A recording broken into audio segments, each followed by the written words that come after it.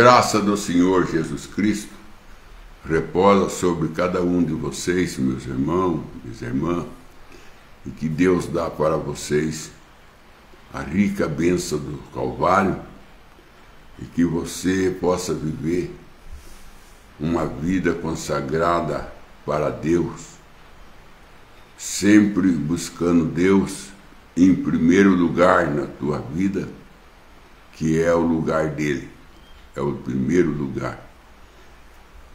Eu fico vendo aquela viúva do dia de Elias,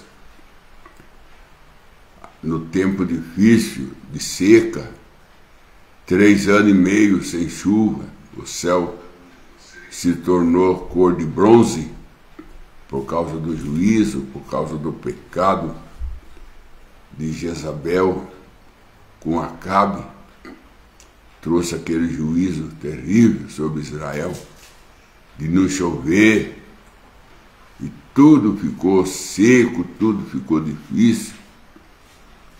E nós encontramos Elias indo na casa de uma viúva e ficando na casa dessa viúva até que chovesse. Eu vejo assim aquela viúva com seu filho somente.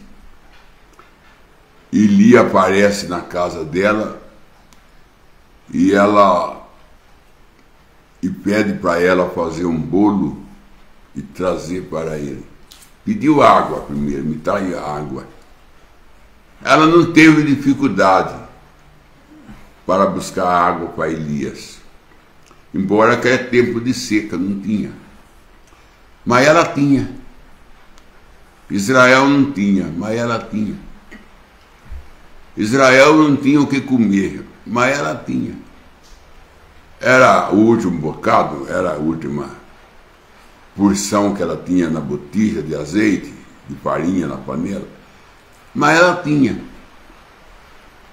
E Deus falou para Elias: e eu preparei uma viúva para cuidar de você.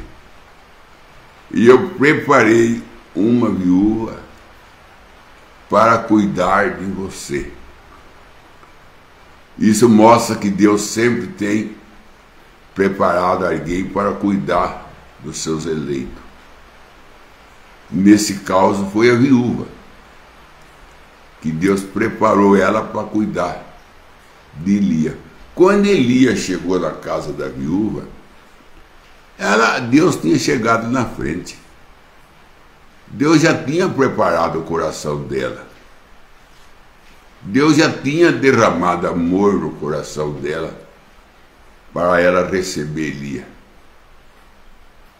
Porque Deus fala para ele: eu preparei uma viúva para cuidar de você. Cadê o caso de José? Deus preparou José para cuidar de Maria.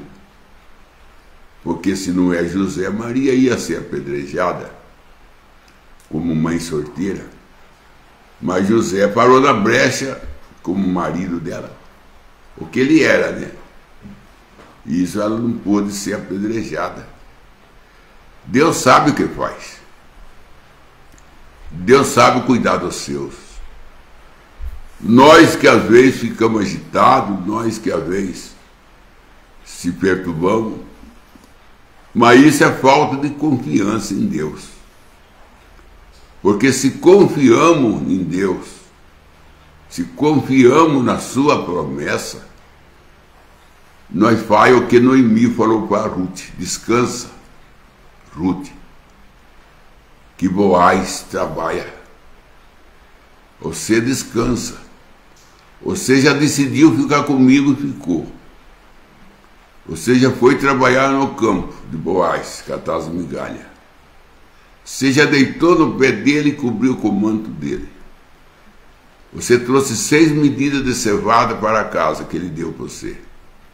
Agora é a hora de você parar e ele começar. Porque Deus começa aonde nós para.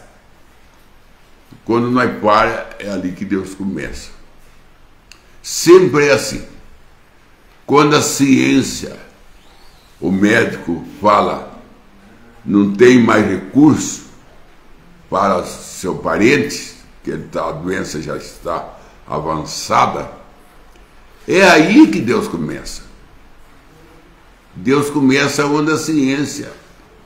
Para onde Pilato lavou a mão, a hora que Pilato lavou a mão, falou, eu lavo minhas mãos, não tenho nada, não quero me envolver com Jesus, porque a sua esposa mandou, né? A esposa de Pilato mandou ele não se envolver com Jesus. Então ele tinha a orientação da esposa. A esposa é a igreja. Aí ele falou assim, eu lavo minhas mãos. Foi ali que Deus pegou Jesus. Foi ali que Jesus pegou a força. Quando Pilato saiu de cena. Pilato sai de cena e Jesus entra para salvar o mundo. E Pilato era política. Teve que sair de cena. Teve que sair de cena. Então, quando o corvo saiu de cena, não trouxe mais comida para Elias, quando o riacho secou, a viúva começou a cuidar de Elias. Onde para uma coisa, começa a outra. Aonde Moisés fracassou no Egito, foi lá que ele teve que voltar, 40 anos mais tarde, para começar tudo de novo. Moisés teve que começar tudo de novo. Embora que agora não era mais um Moisés solteiro, era um Moisés casado, era um Moisés pai de família. Agora não era Moisés militar, agora era um humilde Moisés com uma vara na mão. Agora não era mais Moisés sozinho, ele já tinha o sacerdote Arão ajudando ele. É aí que eu entro. Essa ajuda. No caso de Maria precisou de José. No caso de Elias precisou da viúva. No caso de Sansão ele precisou daquele mocinho. Conduzir ele à coluna principal. Porque Sansão não ia sozinho na coluna. Ele pediu para o moço que conduzia ele. Você sabe onde é a coluna principal? Que manta o templo de pé. O mocinho falou, eu sei. Dá para você conduzir eu a ela? Ele falou, dá. Então me conduz. Então ele precisou de ajuda para chegar à coluna. Agora, o orgulhoso acha que chega sozinho. Você não chega. Não, a Ruth precisou de Noemi para orientar ela. A Ruth precisou de Noemi para chegar a Boaz. A Ruth precisou de Noemi para orientar ela como fazer. A hora de trabalhar, a hora de parar, tudo a Noemi orientou a Ruth. Deitar no pé de Boaz, cobrir com o manto dele.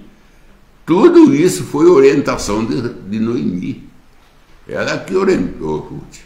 Agora, o irmão e irmã trabalha, não procura ser orientado por ninguém, acha que é sábio, acha que é dono de si próprio, e não precisa de ajuda, que não precisa de orientação.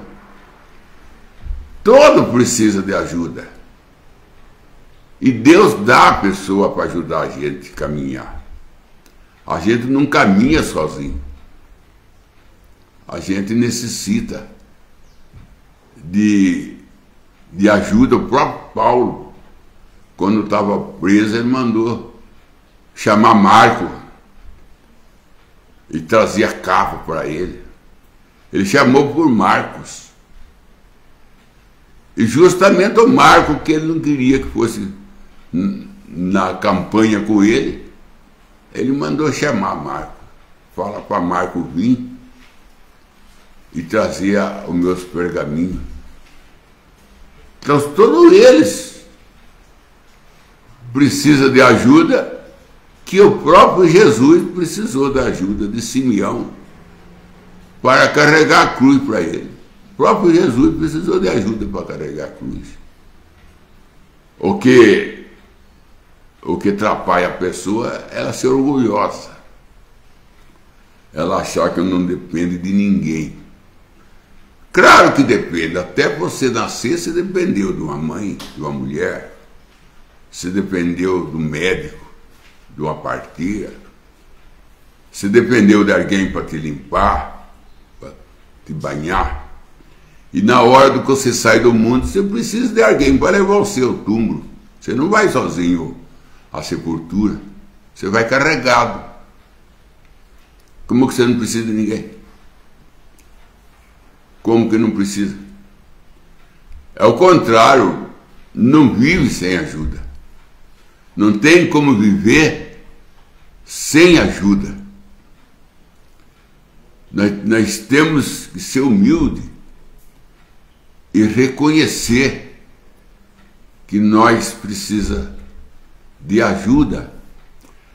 Como o rei Assuero precisou da ajuda de Esther para ele poder se livrar de Amã, que era terrível. Amã era um homem terrível. Lá o Amã, lá no dia do rei Assuero, o braço direito dele, aquele homem era odiável, aquele homem era cheio de ódio, aquele homem era cheio de fazer truque, fazia forca para matar os outros, fazia lei para matar os outros. O negócio dele era matar, carregado de ódio. A mãe era carregada de ódio. E ele precisava sair do palácio. Ele precisava sair. Ele precisava deixar de ser o braço direito do rei Assuero. Mesma coisa de Deus lá no céu. Precisava livrar de Lucifer. O que ele estava fazendo lá no céu? E o que ele tinha lá no céu para ser o braço direito de Deus? Para fazer o quê? Motim? Para fazer o quê? Revolta? Para fazer o quê? Ser o braço direito para quê? Não era para ajudar Deus. Era para se revoltar contra Deus. A posição que ele tinha era alta. A posição que ele tinha era boa. Era o braço direito de Deus. Era o querubim ungido. Era o anjo mais bonito, o mais sábio. Mas ele era orgulhoso. Ele achava que ele podia fazer tudo sozinho. Podia tomar o céu, podia fazer um trono lá. Não teve respeito nenhum com Deus. Lucifer não teve respeito nenhum com Deus. Não ficou onde Deus mandou. Não fez o que Deus determinou. Queria fazer as coisas do jeito dele. Sem procurar orientação, sem procurar um conselho que veio na cabeça para fazer. Fez, e nós sabemos o resultado. Foi expulso do céu e virou demônios. Demônios que antes era anjo e morava no céu. Agora virou demônio e a sua moradia é o inferno. Tanto num lugar tão bom que estava, numa posição tão boa, jogou tudo fora. Jogou tudo fora. É nem Adão e Eva. Jogaram o jardim fora. Deus deu para os dois, mas os dois jogou fora. E Deus deu essa mensagem para nós, preparar nós para o arrebatamento. E se nós não tomar cuidado, querer viver dono de si próprio, achar que é sábio, que não precisa de ninguém, podemos correr o mesmo risco de perder tudo o que Deus tem dado para nós e ter e a nossa morada ser no abismo. Perder tudo, jogar tudo fora. Agora, como que um homem como Amã podia viver dentro do palácio? Orgulhoso, queria que todo mundo cumprimentasse ele, porque Mardoqueu não quis cumprimentar, se zangou, se zanga por nada. Tem marido que se zanga por nada dentro de casa, se zanga com os filhos, se zanga com a esposa, por nada. Também tem esposa zangada, revoltada. Se você for conferir o motivo da sua revolta, você vai ficar totalmente escandalizado. Porque você vai falar, não é possível. Há pessoas com tão pouca coisa fazer tão grande barulho. Como diz o antigo, faz tempestade em copo de água. Faz tempestade em copo de água. Agora, o Assuero, ele precisou da ajuda da Esther. A Esther ajudou Assuero a se livrar de Amã. Ela é a esposa ajuda o marido. Se livrar do cigarro, se livrar dos hábitos sujos, se livrar das piadas sujas. A esposa é a pessoa mais certa que tem para ajudar o marido a se livrar. Porque nem Esther ajudou Assuero a se livrar de Amã. Ela ajudou. Foi ela que falou para Assuero: esse homem que o senhor tem aí, como braço direito do Senhor, que o Senhor tem dado para ele todas as liberdades, esse homem aí é um assassino. Esse homem aí, ele fez uma forca para matar Mardoqueu. Você sabe qual é, que é o motivo? Só porque não cumprimenta ele, não inclina para ele, só por causa disso. Ele já fez uma forca para matar Mardoqueu. O homem se zanga por nada. E por nada ele faz loucura. Por nada faz loucura. Aí, esse é o homem que o senhor tem como braço direito, rei Assuero. Um homem tão bom como era o rei Assuero. O rei Assuero é um homem bom. O irmão Branham fala que o rei Assuero aponta para Jesus. Na mensagem rei rejeitado. Na mensagem o rei rejeitado. O irmão Branham fala, Assuero aponta para Jesus. E ele fazia festas para agradar os seus príncipes.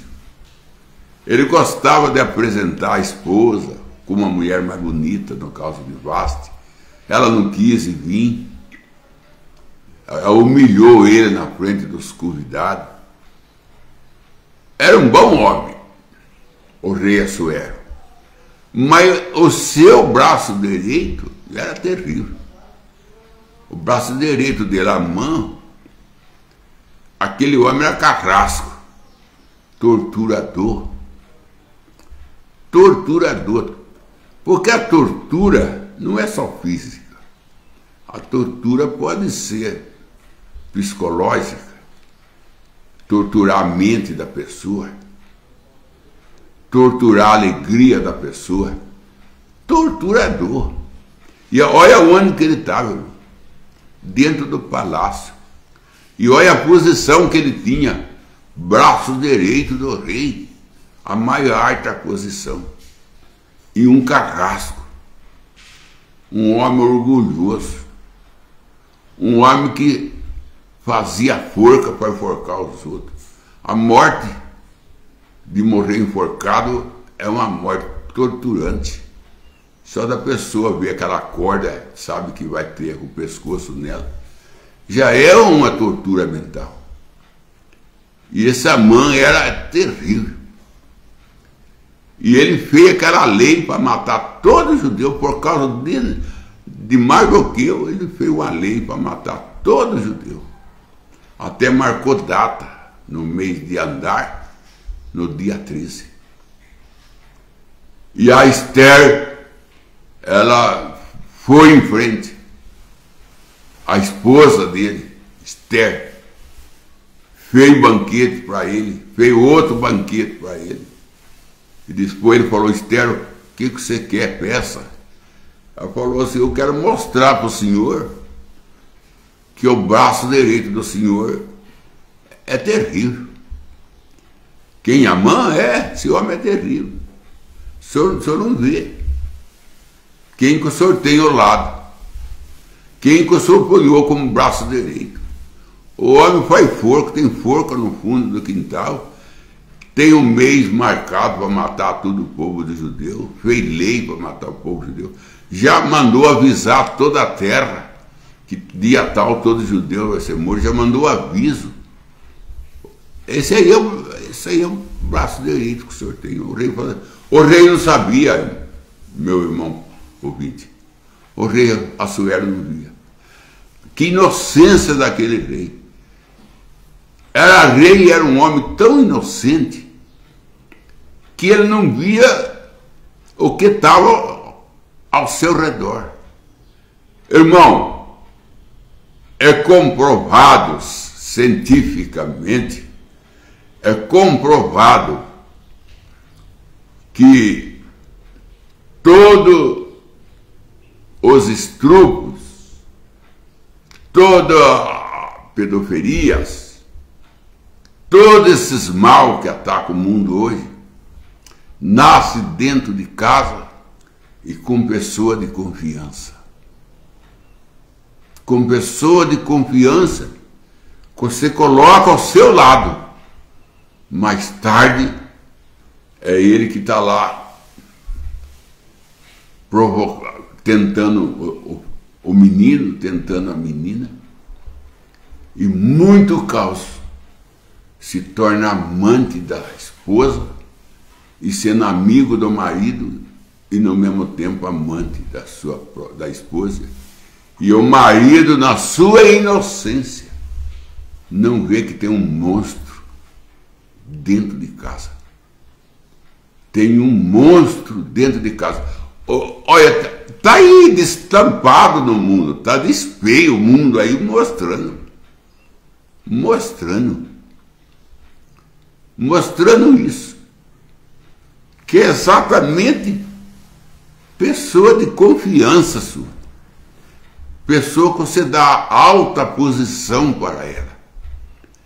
Pessoa que você põe a ela em alto retiro.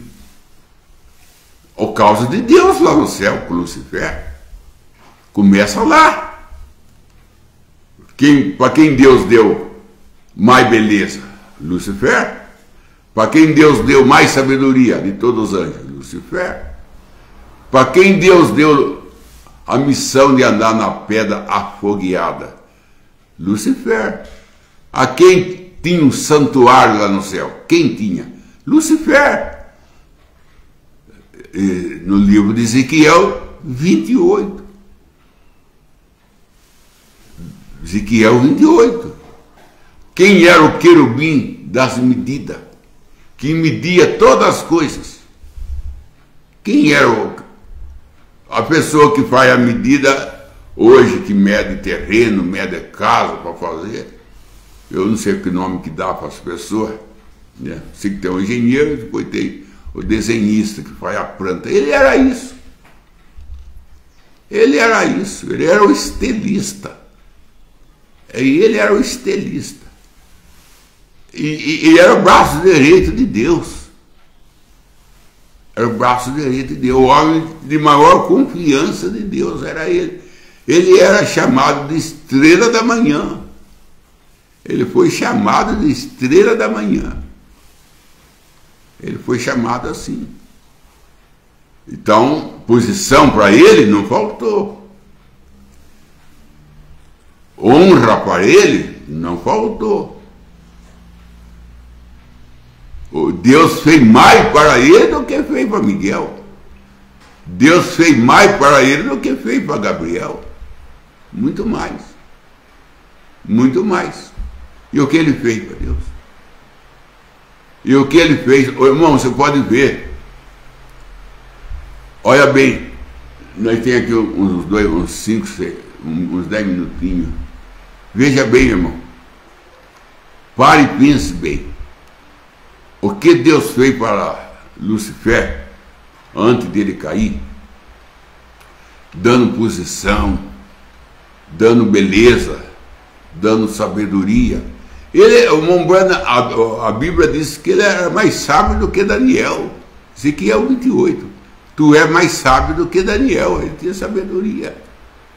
Ele tinha sabedoria. Então, não faltou para ele apoio de Deus, posição dada para Deus. Aí o irmão vai vendo. Você vai vendo com o seu próprio olho. E você vai ouvindo com o seu próprio ouvido. Pessoa que Deus dá posição, boas casas, bom salário. Pessoa que Deus dá bonito carro. São as pessoas que mais traem. Deus. Que mais abandona Deus, às vezes até confessa que não crê em Deus, que Deus não existe. E fica perguntando uma pergunta boba. Da onde Deus veio? Como que você vai explicar da onde Deus veio? Porque você não sabe para onde Deus vai. Como disse Jesus em São João 3, o vento não sabe de onde vem nem para onde vai. O vento não sabe de onde vem nem para onde vai. E é vento. E é ar, é o que nós respiramos, não sabe de onde vem nem para onde vai. Deus é infinito, Deus não é para ser explicado. Deus não é para ser explicado, porque não tem como explicar. Deus é para crer. Deus é para ter fé. Sem fé é impossível agradar a Deus. Não é sabedoria. A sabedoria ela faz você se perder nos espaços. Mas a fé é o fundo, firmamentos. A fé é a rocha que te mantém. Por isso que ele dizia, tua fé te curou, tua fé te salvou. Sempre dizendo isso, sua fé te curou, tua fé te salvou. Sempre, com todas as pessoas que recebiam a libertação, sempre era a mesma palavra, tua fé te curou, tua fé te salvou. Continua até hoje e vai até Jesus vir. Tua fé te curou, tua fé te salvou. Porque pela fé, Hebreus 11, o herói da fé, ali está os heróis da fé. Pela fé, Abel ofereceu um sacrifício melhor do que o de Caim. Pela fé. Então, pela fé. Você vai vendo, irmão, conforme a igreja vai ficando mais bonita, as igrejas vão ficando mais grandes, os homens vão tornando mais sábios, se enchendo mais de estudo para falar de Deus. Porque para falar de Deus precisa do Espírito Santo, porque o homem nenhum fala de Deus. Não tem homem que fale de Deus, Deus não aceita. O homem simplesmente é um instrumento que Deus usa como um microfone, como eu estou usando esse celular para falar com vocês. Isso é instrumento. O homem é um instrumento. Quem fala é o Espírito Santo. Não tem homem que fala. O Espírito Santo que fala. Quem ora é o Espírito Santo. Está lá no livro aos Romanos 8, o Espírito Santo com gemido inexprimível intercede por nós, por nossa oração, porque não sabemos como orar e nem como pedir. Não sabemos como orar e nem como pedir. Está lá em Romanos 8, e o Espírito Santo com gemido inexprimível intercede por nós. Intercede por nós. Então, não tem homem. Tudo é o Espírito Santo. Você acha que o Espírito Santo precisa estudar seminário para falar? O Espírito Santo precisa ir no seminário? Ele não é Deus? Agora Deus também vai na escola para aprender? Deus também tem que ir na escola para pegar diploma? Não, não. Não é assim. Não é assim.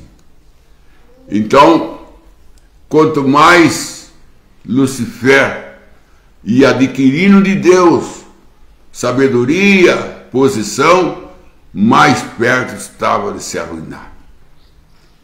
Mais perto estava de se arruinar. Você acha, irmão, se a rainha Vasti fosse uma moça pobre, quando Assuero chamou ela para apresentar ela não vinha? Claro que ela vinha. Se ela fosse uma moça pobre, se ela não fosse rainha, ela vinha. Mas ela era rainha. Ela achava que ela podia tomar a decisão dela. O rei Assuero mandou chamar. Ela não foi. Aí eu vi um pastor, grande pastor, mas denominacionais, falando que a rainha não foi porque Assuero estava bêbado. O irmão Branco falou, nada disso. A rainha não foi porque ela aponta para os Pentecostes, que Jesus chama, não vem. Porque eles têm as suas festas pentecostais e rejeita de Jesus. Porque tinha duas festas, a festa de Assuero e a festa da Vasti. Ela não largou a festa dela para ir na festa de Jesus. E as pessoas não largam as suas festas de jogo, suas festas do mundo, para vir na festa de Jesus. A rainha Vasti aponta claramente para as denominações. Aponta para a Assembleia, Batista, Metodista. São a rainha Vasti. Eles não vêm na festa de Jesus. Eles não aceitam batismo em nome de Jesus Cristo mesmo. Eles não aceitam a ceia com lava-pé. Eles não vêm. Pode chamar ele para lavar o pé um do outro. Eles não vêm. São a rainha Vasti. Por isso que perdeu tudo. Nem o nome dela foi mais falado. Nem o nome dela foi mais pronunciado. Nem o nome dela apareceu mais. Sumiu. É o que Deus vai fazer. Desaparecer com isso. Como desapareceu com Jezabel, que só sabia trazer idolatria para Israel. Mais nada. Mas nós temos uma Esther que ajudou o rei a se livrar de Amã. Uma Esther que ajudou o rei. Porque a mulher sábia edifica o lar, a louca destrói. Nós também, se nós for mais longe, irmão, nós podíamos falar da mulher de Moisés, a Zípora, que ela salvou Moisés quando Deus veio para matar Moisés, procurava Moisés para matar, porque não tinha circuncidado Gerson, seu filho. E um anjo, uma mulher disse, talvez um anjo falou, Zípora, Deus está vindo para matar Moisés, porque ele não circuncidou o Gerson. A Zípora pegou uma faca de pedra, circuncidando Gerson, e maiando a faca no pé de Moisés, chamando ele de marido sanguinário. Sanguinário porque ele agora ia ver a morte do seu filho. Então ela falou assim, não circuncide do menino e Deus vai matar tudo. Ela salvou Moisés, a Zípora, como a rainha Esther salvou Assuero, porque aquele homem Naamã, ele ia fazer um estrago, ou ruim, no reino, no lindo e bonito reino que Assuero tinha. Ele ia fazer um estrago lá, como Satanás fez, tentou fazer um estrago no céu. E essas denominações, com as suas belezas, com as suas torres, está fazendo um estrago na Bíblia, está fazendo um estrago na mensagem, fazendo um estrago. Que Deus tenha misericórdia. Vamos para as perguntas então da tarde. Começando com o irmão Ivelino de Oliveira. Ele pergunta, quando Jesus sentia dor e aflição na alma, como explico isso se Deus não sente dor?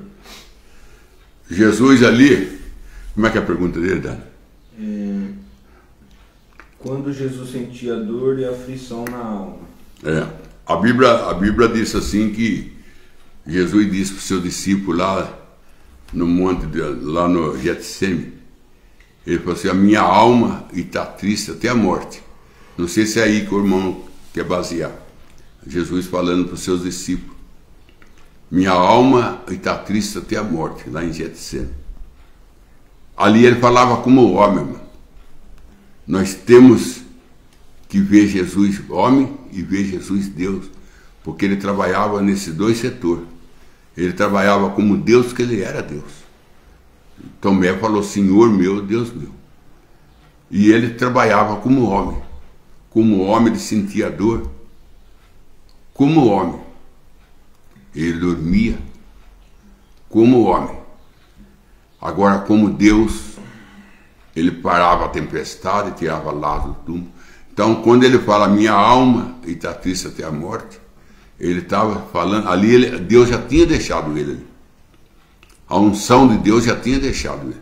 Porque a unção de Deus pegou ele no batismo de João e largou ele no jardim de Getsemane. Ali a unção de Deus deixou ele. Ali ele foi guiado como um cordeiro mudo ao matador. Isaías 53. Ele foi guiado como um cordeiro mudo para o matador. Ali Deus tinha que sair dele, senão ele não morria. Porque Deus não morre. Então Deus tinha que sair dele para ele poder carregar o nosso pecado como homem, porque foi o homem que pecou. Então Deus teve que deixar. É aí que ele falou: Deus meu, por que me desamparou? Ele fala isso: Deus meu, por que me desamparou? Agora a resposta é essa: desamparou para tu morrer por nós e para levar nosso pecado. Vamos para a próxima pergunta, agora do irmão Oliveira Marcelo. Ele pergunta: qual o significado dos céus de bronze e chão de ferro? O céu de bronze é juízo, irmão. O bronze sempre apontou para juízo. E o ferro sempre aponta para o metal mais duro que existe, é o ferro. O metal mais duro que existe é o ferro. Aí o irmão vai ver bem isso na estátua de Nabucodonosor, que aponta para a história do mundo, que Daniel revelou para Nabucodonosor. O cabeça de ouro é tu, rei Babilônia. O peito de prata são o reino dos medos e dos persas, que era de Assuero. Assuero era de prata. E o ventre é de bronze, porque o ventre é que gera. Bronze é juízo. E é exatamente o ventre que era de bronze, veja bem. O ventre que gera é bronze. Então a pessoa já nasce gerado no juízo. E é gerado no juízo. E a perna de ferro era Roma. Foi que matou Jesus, o ferro. E o dedo misturado com ferro e com barro, que é a mistura que nós estamos vendo aí hoje, irmão. Mistura do lodo com o ferro. O ferro é política e o lodo é religião. Os dois estão unidos, viu, irmão? Religião. Quando a religião une a política, o que o irmão espera, irmão? Desse casal, quando os dois se unem. Religião com política. Quando Pilato, Herodes, uniu com Caifás, com o sumo sacerdote, que aconteceu? Mataram Jesus. Mas precisou unir a política à religião. E lá no concílio de Niceia, quando reuniu outra vez a política e a religião, aí houve aquela matança de mais de não sei quantos mil, parece que 68 milhões de cristãos morreram na arena, com a união da política e a religião. Política e religião. E hoje nós estamos vendo aí, irmão, a religião com a política junto. Esse casal aí gera morte. Aí o que nós espera aí na frente? Concílio ecumênico. Nós estamos esperando o concílio ecumênico. A reunião das igrejas proibindo pregar a verdade. Nós estamos esperando novamente as igrejas todas se unir E a Igreja Católica ser a cabeça de toda. O que vai acontecer? O que vai acontecer? Por quê? O casamento já aconteceu. Agora falta nascer o nenê. A política está unida, vê? Você vê que lá em Brasília, lá tem deputado cristão, lá tem deputado cristão, lá tem senador cristão. Você vê essa união aí da política e da religião, irmão, é Jezabel com Acabe. É Jezabel com Acabe. A Jezabel, a religião, Acabe a política. O que aconteceu? Foram matar Elias. Foram perseguir Elias. Quando o irmão vê Herodias unindo com Herodes, aí surge a filha da santa, a filha da denominação. A mãe é católica, a filha da denominação. Quem dançava era a filha. Agradou Herodes. Quem é Herodes? Política. Aí o que aconteceu? Cabeça de João Batista rolou. Cabeça de João Batista rolou nessa festa aí de mãe e filha. Nessa festa de mãe e filha, política e religião. Rola mesmo. Qual é que é a pergunta mesmo, Dana? Do livro do Marcelo. Céu de bronze e chão de ferro. Isso é juízo, viu, irmão? Tanto o bronze como o ferro. O bronze aponta para o juízo. E o ferro aponta também para o juízo. O ferro é o metal mais duro. O ferro é Roma. O ferro é Roma. E o bronze é os medos e os persas. Na história do mundo. Entendeu? Ficou para trás já, irmão. O ouro ficou lá no Nabucodonosor. O bronze ficou lá no meio dos persas. A prata ficou no meio dos persas. O bronze ficou lá com a Grécia. O bronze é a Grécia. É o reino da Grécia, o reino da sabedoria, que é o bronze. Agora nós estamos, irmão, nós estamos no ferro misturado com lodo. Nós estamos nessa mistura aí. A mistura da política e a religião. Ferro misturado com lodo. E a Bíblia diz que eles não chegam a grudar no outro, eles não chegam, mas anda lado a lado. Mas não chega. Eles se tornam parentes por casamento. Disso. Aí casa um com o outro para se tornar parentela. Né? Parentela, vira parentela. O lodo com o ferro. Então nós estamos vivendo na era do ferro. Nós estamos vivendo na era do ferro. Na era que o ferro é que debuia tudo. É o metal que debuia tudo. Você pega um martelo de bronze, você vai bater numa pedra, o martelo acaba se desfazendo e a pedra não quebra. Mas se você pega um martelo de ferro, ele quebra. E nós estamos hoje com o martelo que está batendo no mundo hoje é ferro. É catolicismo mesmo. E não fica sossegado não, que a Igreja Católica vai se levantar e ela vai unir todas as denominações com ela. E ai daquele que prega batismo em nome de Jesus Cristo, crê que Deus é uma pessoa, vai sofrer perseguição. Vamos para o pedido de oração da tarde. João William pede oração ao seu favor e sua família. O irmão Rivelino de Oliveira, mais do Espírito Santo em sua vida. Benedita Nitz pede oração ao seu favor e sua família. William Pinheiro pede oração à sua família e seu lar. O irmão Oliveira Marcelo pede mais do Espírito Santo, oração aos seus queridos irmãos na fé, oração ao seu pastor Verbo Cordeiro e sua família, e também pede oração por uma causa na justiça. O irmão Marcos Geraldo pede oração por soluções de problemas, e a irmã Adriana Brits pede oração ao seu favor e também à sua família. Senhor Deus, em nome do Senhor Salvador Jesus Cristo, não é eu que estou orando, mas é o Senhor que está orando, e eu simplesmente sou um instrumento nas tuas mãos. Mas quem está orando é o Senhor. Então, Pai, intercede a favor das tuas filhas, dos teus filhos, dando para eles saúde, para aquele que está doente, dá saúde, para aquele que está no hospital, Senhor, que o Senhor seja o seu médico e dá para ele a harta para voltar para casa, para que a família se completa em alegria, Senhor. Se falta emprego, abre uma porta. Se alguém está triste, desanimado, que o Senhor dá ânimo, dá coragem. Que a tua graça opera na vida de cada filho e filha do Senhor. Cada pastor essa mensagem, cada rebanho dessa mensagem, aonde estiver.